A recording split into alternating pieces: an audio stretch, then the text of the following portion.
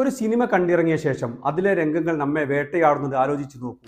ചിന്തയിൽ നിന്നും ഇറങ്ങിപ്പോകാൻ കൂട്ടാക്കാതെ ദിവസങ്ങളോളം കഥാപാത്രങ്ങൾ നമ്മെ പിന്തുടരുന്ന വിചിത്രാനുഭവം പ്രേക്ഷകർക്ക് ഒരിക്കലെങ്കിലും ഉണ്ടായിട്ടുണ്ടോ?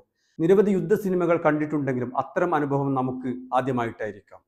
ഇതുവരെ ആരും പരീക്ഷിക്കാത്ത പ്ലോട്ടും അതിശക്തമായ തിരക്കഥയും അഭിനേതാക്കളുടെ ഗംഭീര പ്രകടനവും സമ്മേളിക്കുമ്പോൾ പ്രേക്ഷകന് ലഭിക്കുന്നത് ജീവിതത്തിൽ ഒരിക്കലും മറക്കാനാവാത്ത സിനിമ അനുഭവമാകും. കണ്ടിട്ട് തരിച്ചു നിന്നുപോയ ആ സിനിമയാണ് ആൻസൊന്തി അഥവാ ദി ഫയർ. ശരിക്കും കനലായി പോലും മാറാതെ നിന്ന് കത്തുന്ന അഗ്നി തന്നെയാണ് ഈ ചലച്ചിത്രം.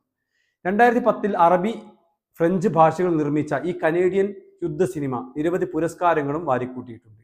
ഡെന്നീസ് വിൽനഫ് സംവിധാനം ചെയ്ത ഈ സിനിമ ലബനീസ് എഴുത്തുകാരനും തിയേറ്റർ ആക്ടിവിസ്റ്റുമായ വജ്ദി മുവാദിന്റെ ആൻസൊന്തി എന്ന നാടകാവിഷ്കാരത്തിന്റെ ചലച്ചിത്ര രൂപമാണ്. സംവിധായകനൊപ്പം വലേറിയ ബഗ്രാൻഡും തിരക്കഥയിൽ പങ്കാളിയായി.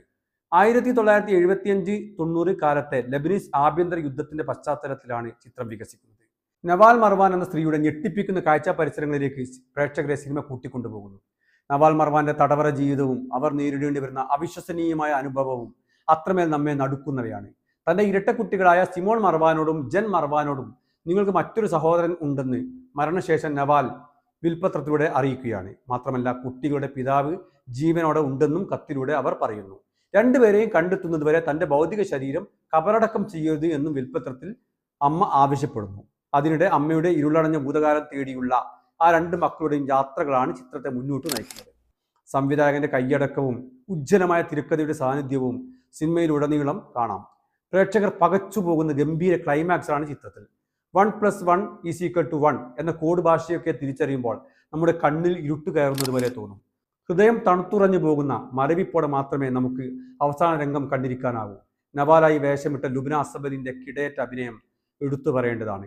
കാലമേറെ കഴിഞ്ഞാലും ഒരു നീറ്റലായി നമ്മുടെ മനസ്സിൽ തങ്ങി നിൽക്കുന്ന ചിത്രമാണ് ആൻസൊന്തി അഥവാ ഇൻസെൻഡീസ്.